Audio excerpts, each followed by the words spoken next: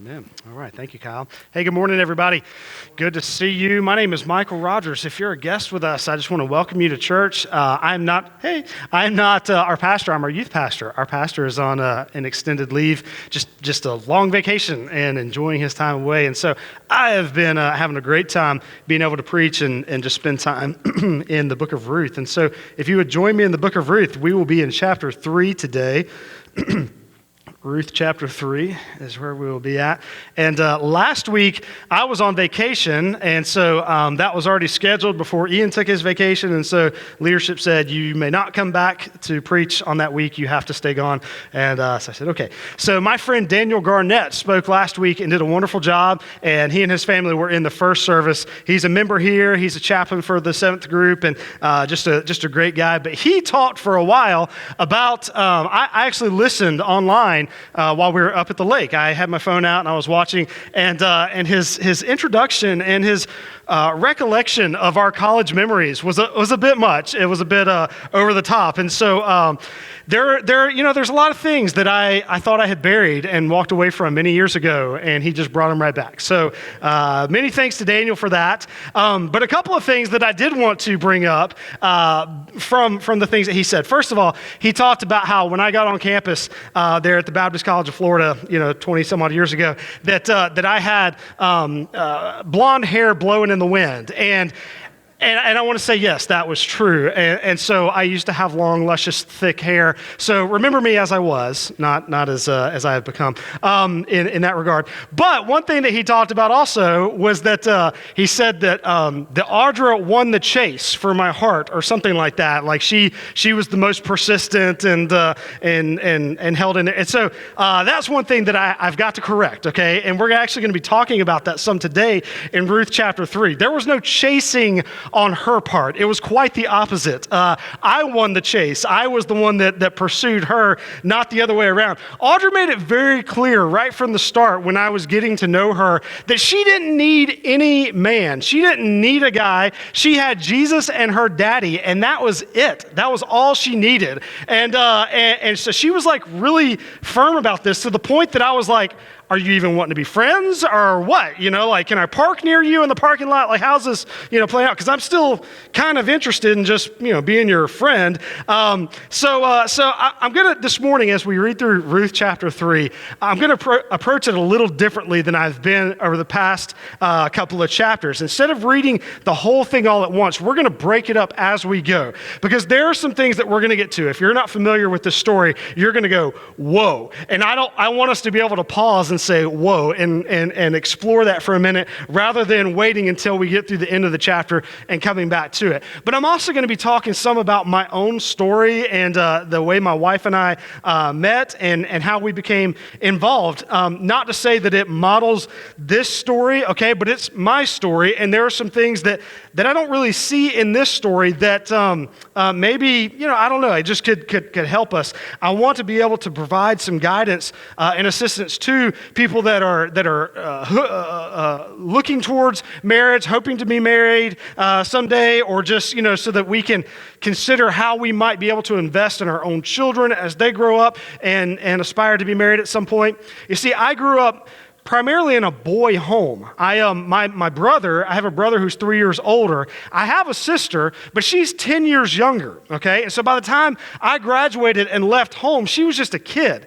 And so I was raised to be very independent. My parents were very clear that, hey, when you graduate, clock's ticking, okay? You need to find a place to launch, And not that they were trying to kick me out, but it was always understood that my parents were raising us to fly, to take off, to leave, and go be very independent and everything. And so I missed the part of how my dad got to lead and guide and guard my little sister's heart as she grew up. I missed that because I was out of the home. So I didn't know this from firsthand knowledge. And so when I encountered Audra, and this was her hard stance that, my dad's number one, and I don't need anybody, I was kind of taken aback. I didn't know what to do with that. Again, just even in regards to just being a normal friend, because it was just so abundantly clear that parents were top priority in her life. And so The reason I'm bringing this up is because as we read through Ruth chapter 3, we see that Ruth did not have so much of that in her life at this point. And perhaps that might have been helpful for her through some of the things that she was going through. Now, she did have her mother-in-law, and her mother-in-law did give guidance and advice. But you can see why, as we read through, you'll see why it causes me to say, wow, this is really, really not what I would have expected. So join me in Ruth chapter 3. Again, we're just going to read just a few verses at a time, and you'll have to just bear with me as I stick the hand up and say, pause, we got to talk about this, okay? Ruth chapter 3, beginning in verse 1, it says this: Then Naomi, her mother-in-law, said to her, you will notice half the book of Ruth is conversation between Naomi and Ruth, because two ladies, they got to talk, So they're talking. She said to her, my daughter, should I not seek rest for you, that it may be well with you? Is not Boaz our relative, with whose young women you were? See, he is winnowing barley tonight at the threshing floor. And we're going to pause right there, all right? Let me at this point kind of backtrack, especially for those that haven't been with us from the beginning of Ruth. I'm going to try to very briefly give you the book of Ruth.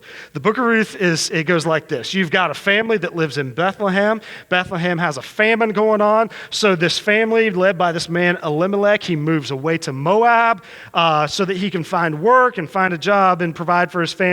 When he's in Moab, he passes away.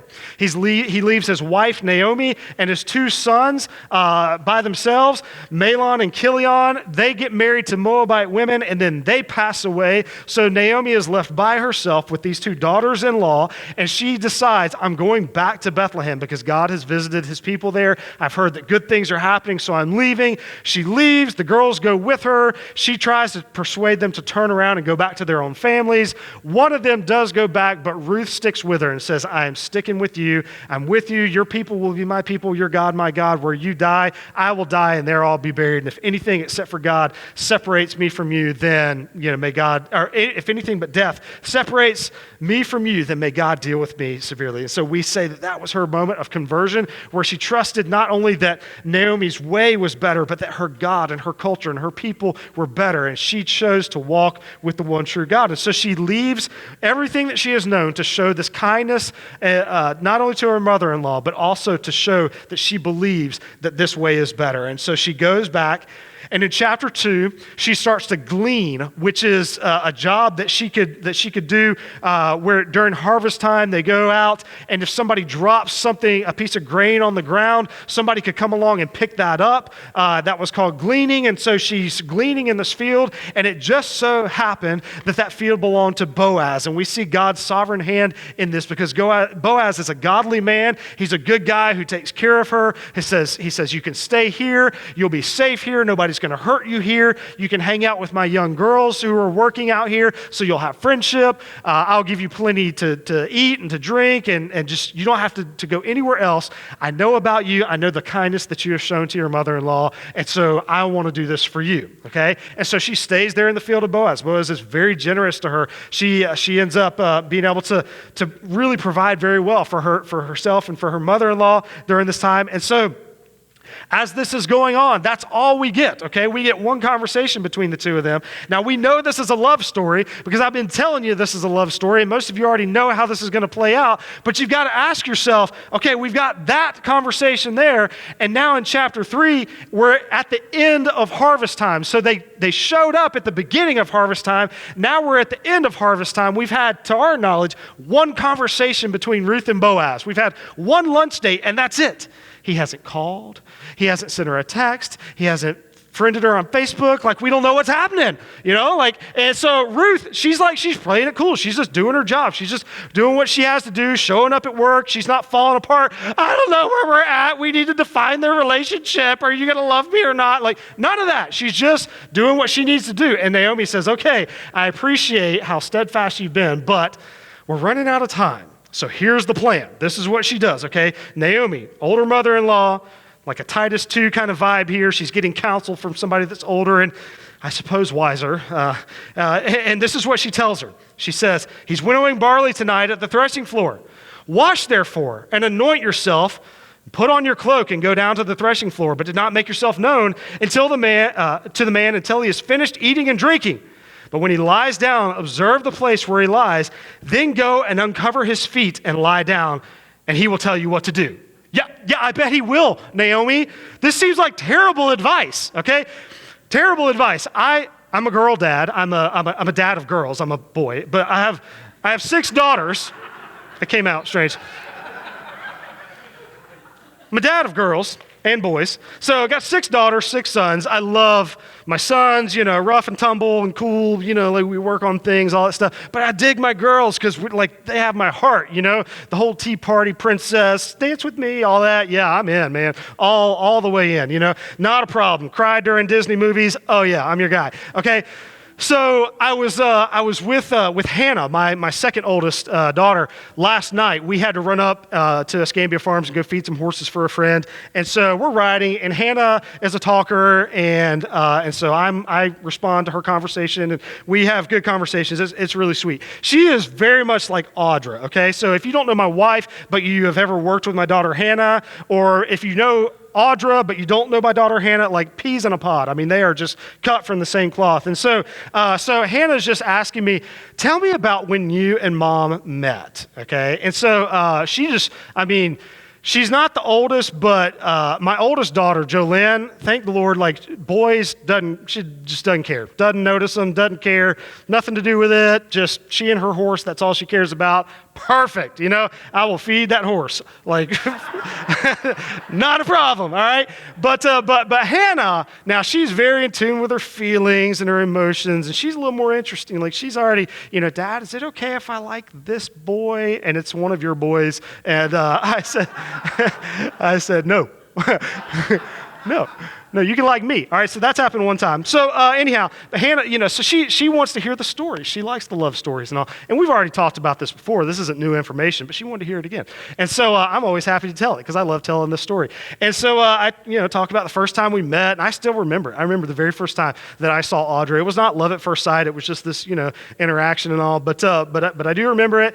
And I remember what she was wearing. I remember the things that she said. I remember it. And so I'm telling her that, and then we go on to, well, tell me about how, your relationship started and how you became involved, how did you know you liked her, and when did you fall in love and all this. And again, we've talked about this before, but yeah, I would love to tell the story again. I love telling my love story with my wife and how all that happened and everything. But one of the things that is so that I always go back to when it comes to my relationship with my wife and how all that began just as a friendship is that even as a friend, it all went through her dad. And again, that was new territory for me, but she was very upfront about that to the extent that it was so clear that I called the man one time. I had met him once before. He came over to campus. We went to school over in Graceville, Florida, just an hour and a half from here. And so he and my mother-in-law, they came over to visit, and I had met them before, but just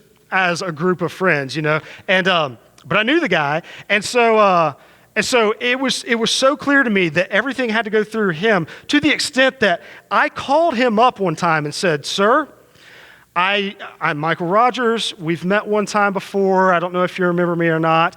I just want you to know that I'm friends with your daughter. That's all we are. We're just friends. I don't have any plans or anything, but I just felt like you needed to know that." And he says, "Okay, if anything changes, then please call me back and let me know." I said, "Yes, sir, I will." "Okay, thanks for your time. Thank you, goodbye." 20 seconds, that was it.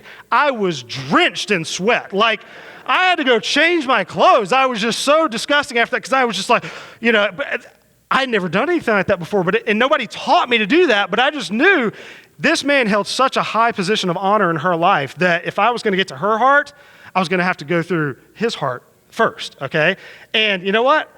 Now as a dad of girls, not a girl dad, man dad of girls, I kind of like that. I dig that, okay? Here's the thing, if one of these boys ever shows interest in my little girls, okay, well, you got to come show interest in me first, and my 6 sons, and my wife. I like flowers. Bring me flowers, Chocolates? You bet, So woo me. You got to woo me if you're going to woo my daughter. But Ruth didn't have any of that, okay? And so the plan that Naomi hatches, okay, we look at this and it's like, wow, what am I, like, this is hard to teach. I gotta level with you. This is not easy stuff to teach through. There's probably out there some Bible teacher or somebody that looks at this in a different way than I do. And that maybe they're just deeper than me. And they can probably explain very simply how this is perfect advice. But I'm not that person, okay? I look at this and say, what are you doing, Naomi? This is terrible advice, okay? So let's try to give her the benefit of the doubt, okay? I see some positives and negatives in what Naomi has told Ruth to do, okay? So we'll start with the positives, okay? The positive is this. Apparently she's encouraging clear communication. All right, you got to appreciate that, right? Go to this guy and let him know, I'm available, I'm interested, check yes or no, or maybe, okay, clear communication. This is good, all right? Secondly, I wouldn't say that she's telling Ruth to chase after Boaz, okay? Okay, and I wouldn't encourage that. Don't chase after Boaz. Ruth, if you're in here, single ladies and or if, thinking about, how you're going to raise your daughters or guide your sister or your friend someday, just consider this. We don't want them to chase Boaz, okay? And I don't think Naomi is telling Ruth to chase him, but she is telling her to get in his way, okay? So don't chase, but get in his way, okay? So go to the places where Boaz is going to be. So that much we can learn and say, okay, this is not bad advice, okay? Ladies, if you're looking for a man, if you've got an idea that I would like to be romantically involved and attached, and I feel like that would be a way that I could serve God with my life, is in that way? Okay, cool, all right?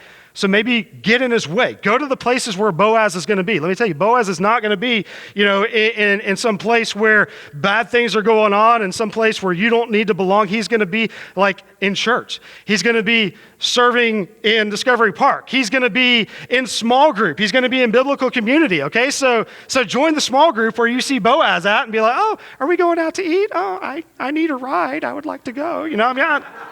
I don't know, I'm just kind of spitballing here, but, get in his way, all right? Get in his way, all right? But we're not chasing Boaz. I love Hamilton. I've seen Hamilton. You guys seen Hamilton? I love musicals, okay? I love Eliza. We all do, okay? But I'm not encouraging you to be like, ooh, I do, ooh, no. Because then that guy that you think is Boaz, if you just chase after whoever, he may turn around and be like, Eliza, I don't have $1 to my name, a job with benefits, or a 401k. I just came up with that. All right. You gotta be cautious here, okay? We know that Ruth, though, and Naomi, they have been able to observe Boaz to know this is a guy he's a godly man. He's a man of character. He is, as is described earlier in chapter 2, he is a worthy man. And we spent time 2 weeks ago talking about what that means to be a worthy man, okay? And so she's not just out there trolling for anybody that'll bite, but she sees somebody, okay, and says, okay, this guy's a worthy man. But not only that, okay, there's a lot more going on here. He is a redeemer, okay? That is a system and a process by which in this point in time, if a man died and he didn't leave any heirs to his wife, then that man's brother was supposed to step in, marry the widow, and all of his land would stay in that family's name, and then he was supposed to have children with her so that that land and all of his possessions, all of his stuff could pass on, and his name would not be wiped out, that his lineage and his heritage would continue to exist. Kind of a weird thing in our eyes today, and so, but that's how it worked there. And so, Boaz is a relative. Okay, he is one of these people that could be considered a redeemer. He is on the list of guys that could step in and do this job for Ruth and for Naomi. Okay, and so there's some other things that are at play here that are going on. All right, but so we see it's not all bad advice, but man, this is the part where this is so risky. First of all, again, I don't advise you just walking up and being like, hey, I'm just laying it all out here. I'd really like to be married to you.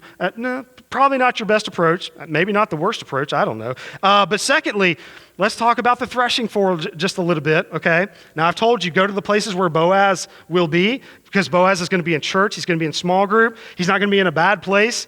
Well, except maybe just this one time, okay? Because the threshing floor is kind of a shady place. Here's what would happen. We talked about this a few weeks ago, but the threshing floor is where all the grain at the end of harvest, they would bring it together, okay, to a place that it would either be a literal floor, either made out of stone, or they would pave it somehow, or just compacted dirt, but it's a hard ground surface, and they would put all their grain onto this threshing floor, and then they would stomp on it, they would walk on it, they would beat it with sticks, they would make their oxen walk across it, they would grind it up with stones, whatever they had to do to break that grain down, because, it grows in a husk, and that shell has to be broken apart, and the good stuff is inside. So after they smash it up real good, then they take rakes or whatever, and they would throw it up in the air, maybe a big dish or a bowl. They would throw it up in the air, and if there's a breeze blowing, ideally there's a breeze blowing, and so the breeze carries off that shell into a big pile over here, and the good stuff falls back to the ground. This is the threshing floor, okay? This happens usually later in the evening after harvest is complete. They finally got the last of it gathered up, so it's usually into the evening, okay? This is a long process. Once you get started, you've got to finish. You can't be like, okay, I'm going to thresh this amount today, and then I'll do the rest another time, because for the larger amounts, Ruth, when she's gleaning, she was threshing every day. We read about that in chapter 2. She would take what she had and go thresh it, but it's just a little bit. All right? But if you're talking an entire harvest, that needs to be handled kind of all at once. All right? And so they bring it all in from storage, they bring it, they thresh it. It's a long process, lasts till late in the night. All right? And so what would happen, this is a time of celebration. So usually this kind of turns into a bit of a party. All right? That husk, that chaff that's been, driven away into a pile over here, it's good for nothing except to be set on fire. So like a bunch of rednecks, they would light it on fire, and they would have a barbecue, and they would drink, and they would just stay out late, and they would, wherever they passed out and fell asleep, like not sloppy drunk, not all of them, but they're pretty relaxed, all right? And where they would sleep near their pile and just sleep during the night so they could protect it from thieves and robbers and other things like that, okay? And they would stay out there all night. And like a big party out in the field like, some of you may have experienced in high school. I promise you I did not. Didn't appeal to me. But like those situations, other things would also take place out there that were not very good, not proper, not appropriate, and it was not a good place for a godly young woman to be seen late at night. You just didn't go out to the threshing floor, all right? And that's where Naomi is sending Ruth. Hey, dress up. Clean yourself up. He's only ever seen you all pitted out and sweaty, gleaning in the field. So, take a bath, put on your nicer clothes, spray on some perfume. That Moabite madness drives them wild, and head out there to the threshing floor. And she tells her, watch where he falls asleep and then go uncover his feet and he'll tell you what to do. So we see, I would never give this advice to any of my daughters.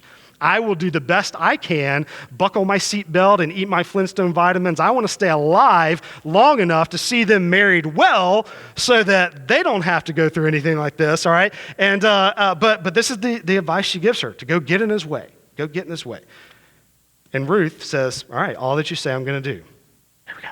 So, verse 6. So she went down to the threshing floor and did just as her mother-in-law commanded her. When Boaz had eaten and drunk, not drunk, just he had been drinking, he had just eaten, he's just done for the night, okay? When all this had happened, his heart was merry. He went to lie down at the end of the heap of grain. Then she came softly and uncovered his feet and lay down.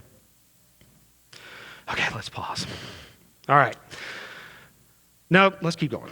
All right, a few more verses, and then I'll pause. All right, so, lays down. At midnight, the man was startled. She uncovered his feet, lay down. Verse 8, at midnight, the man was startled and turned over, and behold, a woman lay at his feet.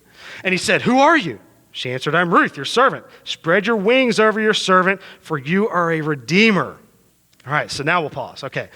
Whew. All right, a few things about this. First of all, Some of your versions, some of your translation, I'm reading out of the English Standard Version, the ESV. That's what we typically preach out of here. And so where I'm reading here, it says that just, she uncovers his feet, and then she says, spread your wings over me. Now, some of your versions may say some different things. Some of your versions may say to spread your cloak over me, or spread your blanket over me. And none of those would be completely off base or inappropriate, all right? But what I want to encourage us to do is this: is to be careful about reading too much into what is happening in this moment. Now, is it risky? Yes. Is it advice that we would give to our daughters if we had better options? No. All right. But it is important for us to see and understand and believe that nothing untoward or inappropriate is going on here. I have read books and articles and things that will say all sorts of things about what might have happened here, what Naomi was suggesting that Ruth would go and do. And you can see why some people would believe, yeah, this is like she's leading her to go go do things that are not appropriate and that she shouldn't be doing, because this is a very charged situation, But we see that that's not what is happening here, okay? I don't read Hebrew, all right? I'll just go ahead and tell you. I don't read Hebrew. But if I did, I can read the English that people who can read Hebrew write into English. So here's what they say. Some people will say, well, if you read into the Hebrew, like it's not talking about uncovering his feet, talking about other things. No, it's not. It's feet, uncover his feet, okay? Well, if you can read the Hebrew, she's not asking to spread your wings or spread your cloak over. She's asking to go to bed with him right then. No, she's not. No, she's not, okay? Here's an important principle of hermeneutics, which is translating and understanding Scripture. Okay, that's a big word I can give you. But sometimes the most obvious answer is the right one. Okay, that's an important principle. And right here, where it's saying that she went and uncovered his feet, that's a pretty obvious thing, okay? Because imagine what's going on here. Well, it's nighttime, it's cold, okay? The fire's dying down, and how many of you have ever woken up with your feet uncovered? Your wife has stolen the blanket from you, okay? And you wake up, oh, I'm cold.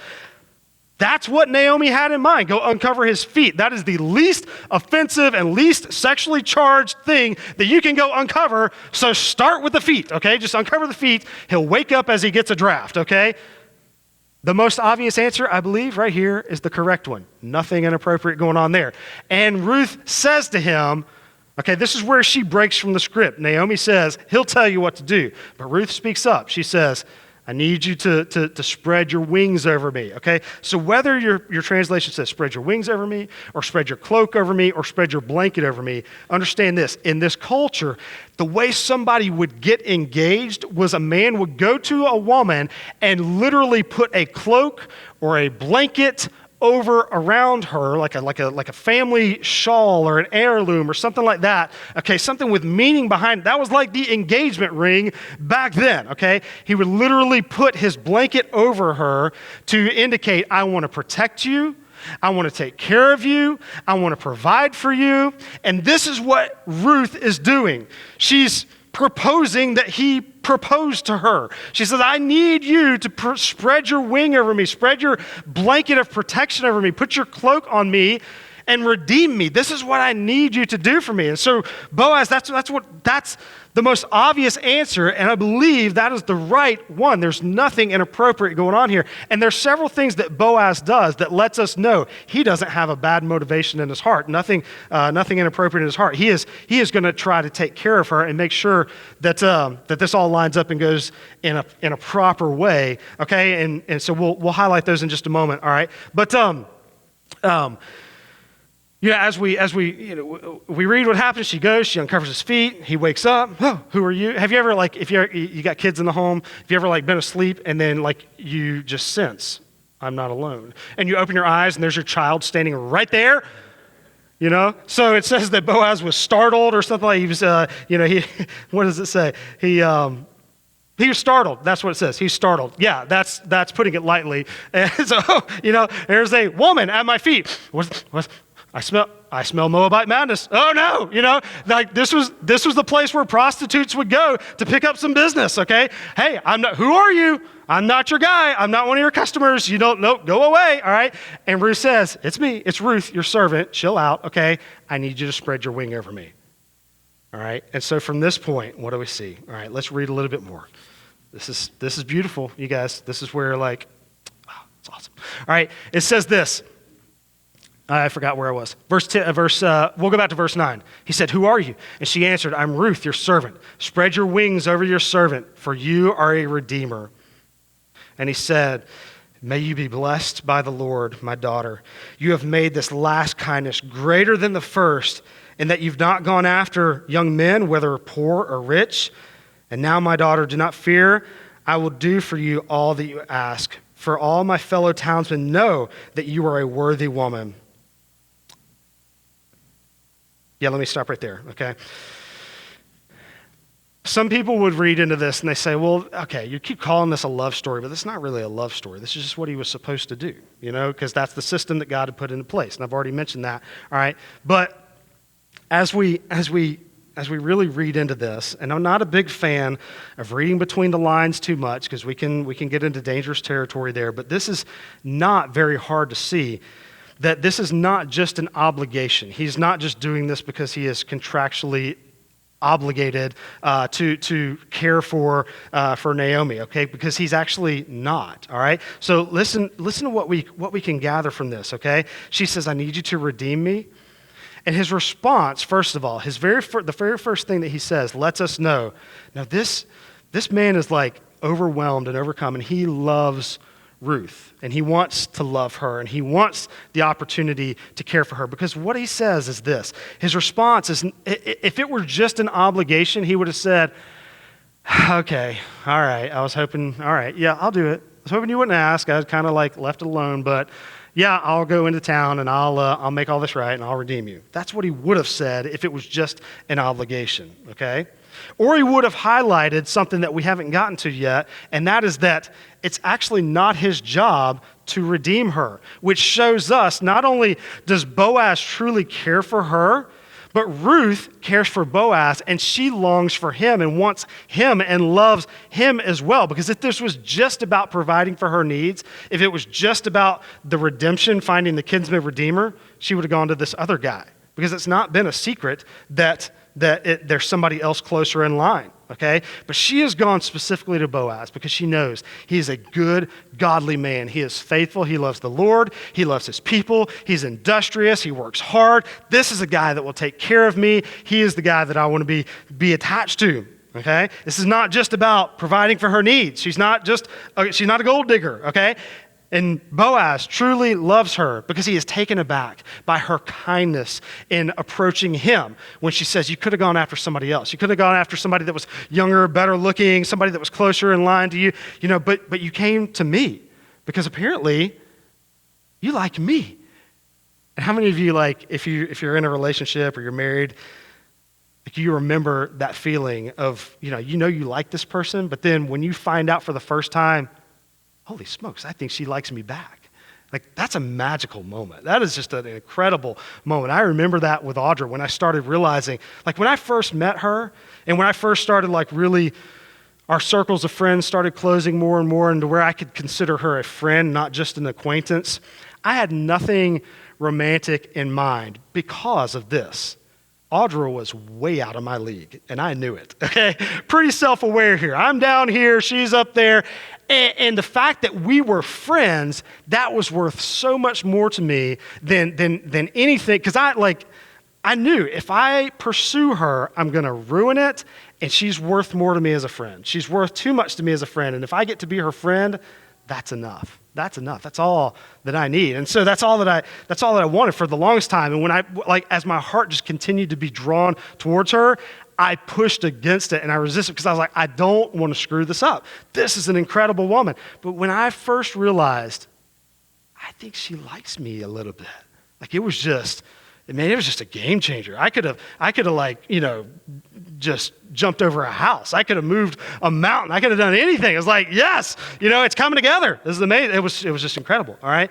So Ruth and Boaz, they realize for the first time, they have this first conversation, or the second conversation, but the first one about their hearts, about themselves, and they realize, I like her. Oh, she likes me back. He likes me back. He's going to do this. Beautiful moment. This is absolutely an incredible love story. This is not just a transaction, all right? But like any good love story, there is a hurdle to be overcome, all right? So we read about that next. It says in verse 12, and now it's true that I am a redeemer, yet there is a redeemer nearer than I. There's a relative that's more closely involved than me. So remain tonight, and in the morning, if he will redeem you, good, bad, good, let him do it. But if he's not willing to redeem you, then as the Lord lives, I will redeem you. Okay, so here's an important thing to see. Guys, Boaz is he just set such a good example. It's like, you like me, I like you back. Let's do this thing. Let's make this happen. We're not talking like a 7-year dating relationship. We're not talking a 3-year-long engagement to see, are we right for each other? Is this going to, no. I like you, you like me. Let's do this thing, And so Boaz, he's a man of action. He's like, in the morning, tomorrow morning, we're not gonna take a quiz to find out, are we compatible? You love Jesus first and you work hard and yes, let's do this. We are compatible. Let me tell you something. If we were to take a survey of people here in the room that are married, okay, and we looked at your marriage stories, your love stories, okay, and we looked at how many of you your story is pretty quick, you met, fell in love, decided to love. It's not a falling. It's I love you. Let's love me back. Yeah, let's do this. All right. So, but that was all a pretty quick thing leading up to marriage versus some that took a lot longer. Okay. And I'm not knocking you. Sometimes I do, but probably not. All right. But some of you that took a lot longer, that's fine. Okay. If we were to take those two things, those two, and see who was on the farthest end. Okay. And then we just really brought you together and unpacked your marriage and what marriage was really like in that first few months, okay? I think we would all see that it doesn't matter if it was quick, if it was long, if there's a lot of baggage, or if it was the perfect setup. What we find, and married people I think will agree with me, that marriage was nothing like we thought it was gonna be. It just isn't. Marriage is so much work. I remember telling people when Audra and I first got married, people were like, oh man, what's married life like? I bet it's awesome, and they're thinking all these, marriage, this is the hardest I've ever worked in my life. And you just see the twinkle fall out of their eyes. It's not what they wanted to hear. It's not what I wanted to hear, but that was the reality. When you're taking two lives and making them one, you're taking two people and making them one. It's just, marriage is difficult, okay? Marriage, it just requires so much work and so much action. And so Boaz, he's not worried about, well, let's just take our time. Let's feel this thing out, It's like, no, let's proceed. Let's move forward. He's a man of action, okay? Now again, I'm not telling you to rush, to chase, or anything like that, okay? By this time, they knew each other pretty well. Even if they hadn't had a lot of interaction, they knew the important things because they had been able to observe one another from a distance to the point where they were able to just skip past all of the dating, all the uncomfortable, all the I'll get to know you, get to know me. Do you like dogs or cats? Are we compatible? No, by that point they knew one another. That part I do relate to a bit in my own story with Audra.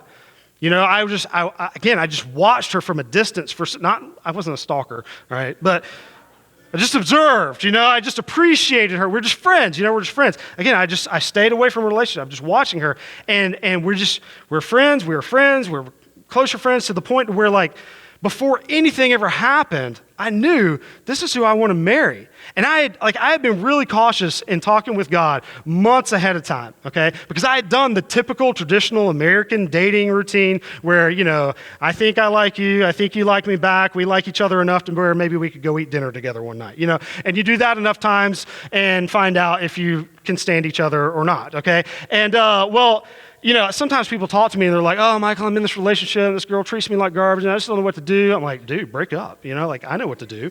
I can't relate to those kind of guys because if I knew within a matter of weeks whether is this going anywhere or not. Hey, and they were all wonderful, wonderful girls who have grown up to do amazing things with their lives and everything. But hey, you give me a few weeks, I know. Is this going anywhere? Not? No. Okay. We shake hands, we walk away amicably, and it's over. All right. But with Audra, it was I was tired of doing that whole song and dance. And again, I cared about her heart so much that I was not going to risk it. And so I just wanted to be her friend. But when I realized I think God is saying there's more to it than this. There was like just all that uncomfortable and all that unknown and all those things that you have to go through and that are just so scary and dangerous and difficult. And I know it doesn't work this way for everybody's story, but for us, we just jumped past it. And I was like, you're the human for me. I love Jesus first and you second. And she looked at me and said, I love Jesus first and my dad second, and I'm really learning to love you too. And I think, yeah. So that's how, like Hannah was asking me last night, so how did you guys get started? I said, well, we went to a friend's wedding one night. This is after the semester was over. We went to a friend's wedding one night. We came back, and I dropped her off at her dorm room. You know, some of us had gone down. We come back, and, you know, so I'm saying goodnight. I got to work the next morning, so does she. And she looks at me, she says, what are you thinking? I said, I love you, and I'm going to marry you. And she didn't run away screaming. So I thought, I got a good shot. You know, this is going somewhere. I appreciate that Boaz is he's just willing to take action. He's not waiting to see, are all the boxes checked? Is everything working out perfectly? Are we a good fit? You know, do you love Jesus? You seem to love this mother-in-law of yours, so I think we can do this thing. So I'm not telling you just throw yourself out there to anybody that comes along, but like, God speaks a lot more clearly than our heart hears. And so if you're trying to follow your heart, like just you know, take a step back and understand that love's a decision. It's a choice. It's not a feeling. That's something I say in every marriage ceremony that I do. There's several things, like if I've married somebody on this side of the room, married somebody on that side of the room, you basically went to the same wedding because it's the same one, all right? And I say the same things. One of the things that I say is this: love is not an emotion. It brings about a lot of emotions, but love is not an emotion. Love is a choice. It's you either choose or you don't. And so make sure you choose love. Boaz is choosing to love Ruth, and by extension, Naomi as well. And Ruth is choosing to love Boaz as well.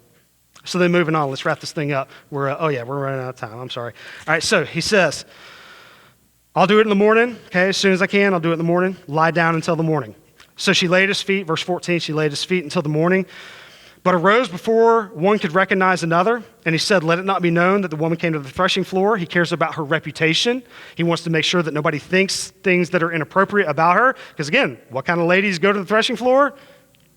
Not the kind that Ruth is. So he says, I want you to leave, all right? But he gives her, he says, bring your garment that you're wearing, hold it out, held it out. He measured out 6 measures of barley. That's a ton of grain. You guys, ton of grain. So it shows us a couple things. Again, first of all, Boaz, like, this is not just an obligation on his part. He's wanting to go overboard, above and beyond, to make sure that she's cared for, to make sure she knows that she feels safe and secure and loved, okay?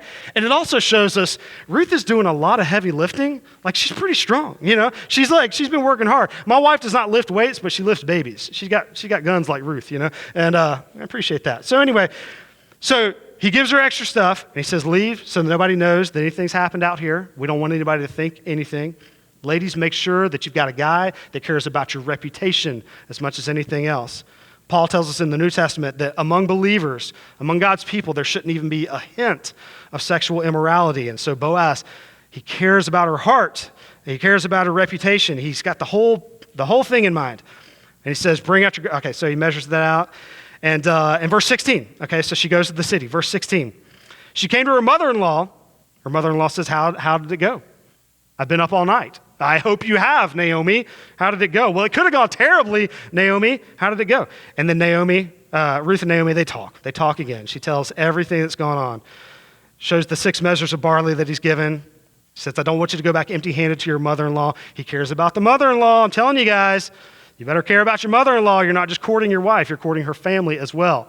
I love my mother-in-law. I have a great relationship with her. I'm thankful for that. I've got friends that don't. I understand. Everybody's different. But if you can, court the mother-in-law. Court the mother-in-law as well, okay? And so goes back and she says, okay, so wait and we'll see how this plays out. Wait, my daughter, until you learn how the matter turns out. For the man will not rest, but will settle the matter today. He's a man. He's a man of action. He's a man that's going to take care of things. He's not going to leave your heart hanging on the line for a week or two while he discusses it with all of his single buddies who don't know any better than anybody else. Like, he is going to figure this thing out, and he's going to take action today. okay? And we're going to talk about that next week, and it's awesome the way it all unfolds. Oh, gosh, I get emotional thinking about it. It's incredible. Boaz is a man among men. He's a man that we can learn from, okay? And so let's talk about this for a little bit, all right? I've been talking about relationships a whole bunch, and some of you are like, I'm married, or I'm not, or I'm whatever. What about me? What do I have to learn from this? Well, here's ultimately where I want to go with this, and I'm out of time, but it's this.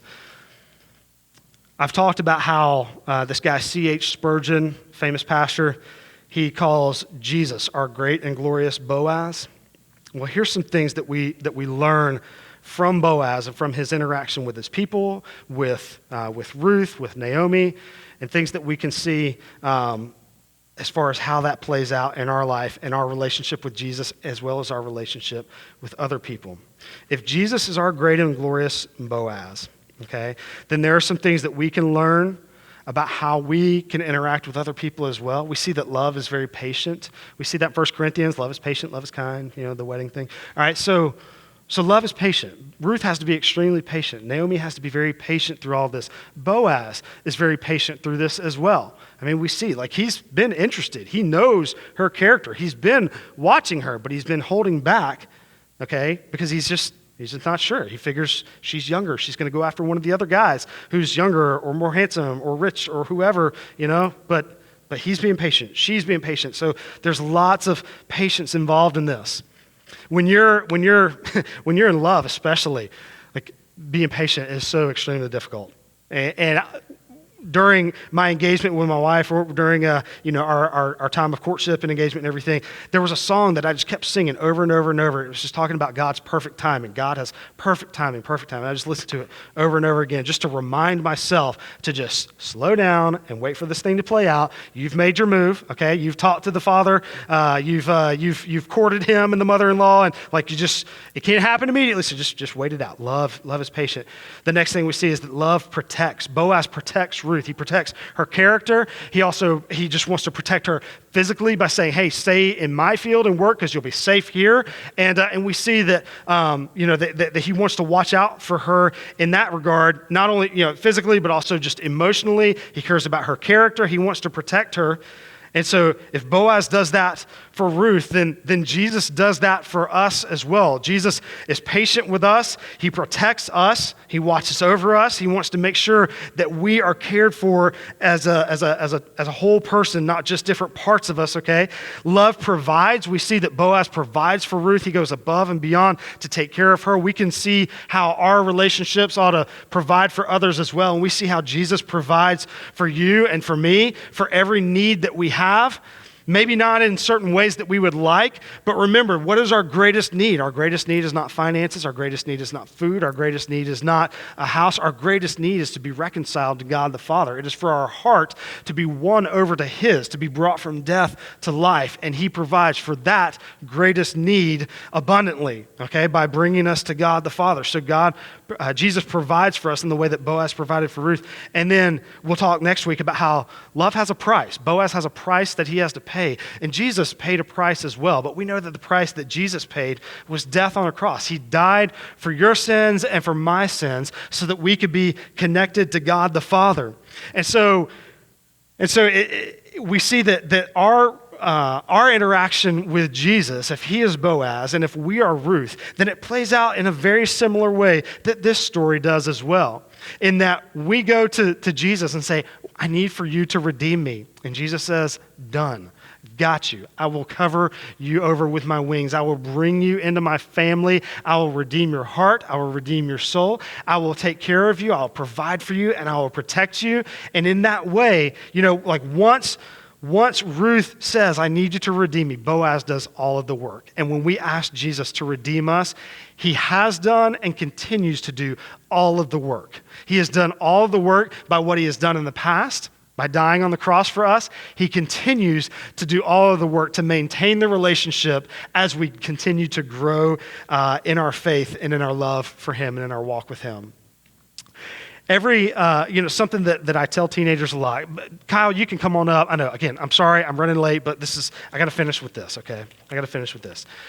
Wherever you find yourself at in the relationship cycle or whatever, if you're like, oh, this is so much about marriage and I'm not married or I am married or this didn't apply to me, well, just hear me out on this, okay? It is good for us to think and talk about relationships in this way because this is something I tell teenagers all the time, something I tell anybody that I do premarital counseling with or anything, but it's this. Every relationship that God gives us, he gives all of our relationships to us for the same reason, okay? Whether that is a romantic relationship with a spouse, whether it's a relationship between a parent and a child, whether it's a relationship that you have with your siblings, with your neighbor, with your coworker, with your boss, or with a total stranger at the grocery store, every relationship that you and I have is intended for one purpose and the same purpose, and that is to put the covenant love of God the Father on display for the world to see. We get to model and mimic the relationship that Boaz has for Ruth, the relationship that Jesus has for us as his bride. We get to model that with everybody that is around us, and all of our relationships are intended to put that love of God on display for everybody to see. And in that way, we show people that God is good and his ways can be trusted.